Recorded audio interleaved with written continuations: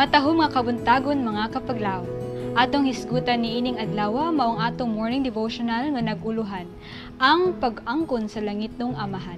Ug ang atong teksto makita sa Deuteronomy 5 verse 29 nga nag-ingon: O nga unta kanila ang kasing-kasing nga mga hadlok sila kanako ug magabantay kanunay sa tanan ko nga mga sugo aron mamaayo alang kanila ug sa ilang mga anak sa walay katapusan.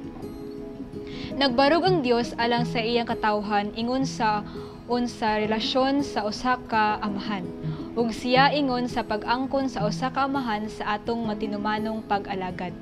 Hunahunaa ang kinabuhi ni Kristo. Nagbarog sa uluhan sa katawhan, nag-alagad sa iyang amahan, siya ang sulundon kung unsay buhaton sa usa ka anak. Ang pagtuman ni Kristo gisugo sa Dios sa mga tawo karon. Nag-alagad siya sa iyang amahan diha sa gugma, sa iyang kabubuton ug kagawasan. Nagakalipay ako sa pagbuhat sa imong kabubuton, o Dios ko, matud niya. Oo, ang imong kasuguan ania sa sulod sa akong kasing-kasing, nga makita sa Salmo 40 versikulo 8. Wala isipan ni Kristo ang pag-antos nga dako ra kaayo. Walay buluhaton nga lisod kaayo, aron iyang mahuman ang buluhaton nga iyang gianhian nga buhaton. Sa pangidaron nga 12, nag-ingon siya, wala ba di ay kamo mahibalo nga kinahanglan anhi gayud ako sa balay sa akong amahan? Lucas 2 versikulo 49. Iyang nadungog ang tawag o gibuhat niya ang buluhaton.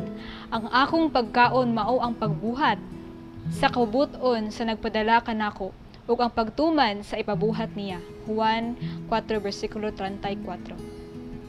Busa atong alagaron ang Dios.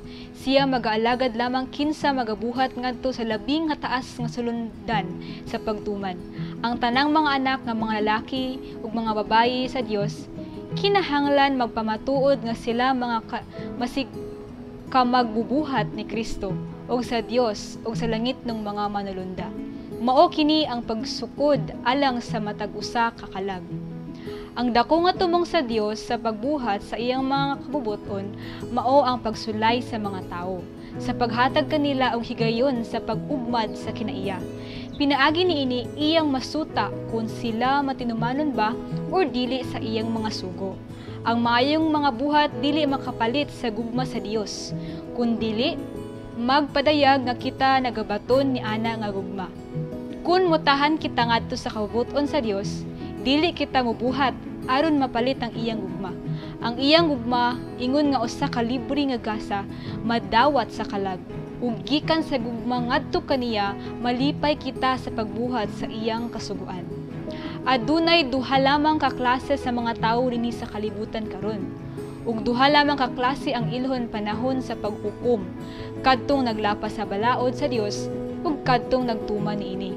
Si Kristo naghatag og sukod nga magsuta kun kita maunungon ba kaniya or dili.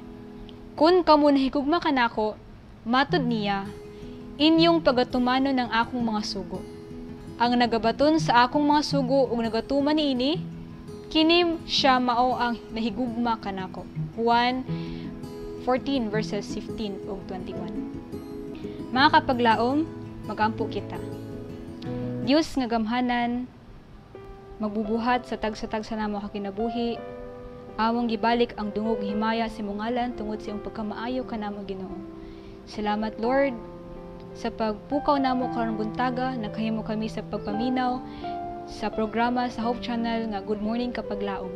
Daghang salamat Ginoo nga nakapaminaw sab kami sa mensahe karong buntaga nga nag-remind kanamo Ginoo nga si Hesus Kristo mao amo ang best example sa amo ang pagkinabuhi diri sa kalibutan.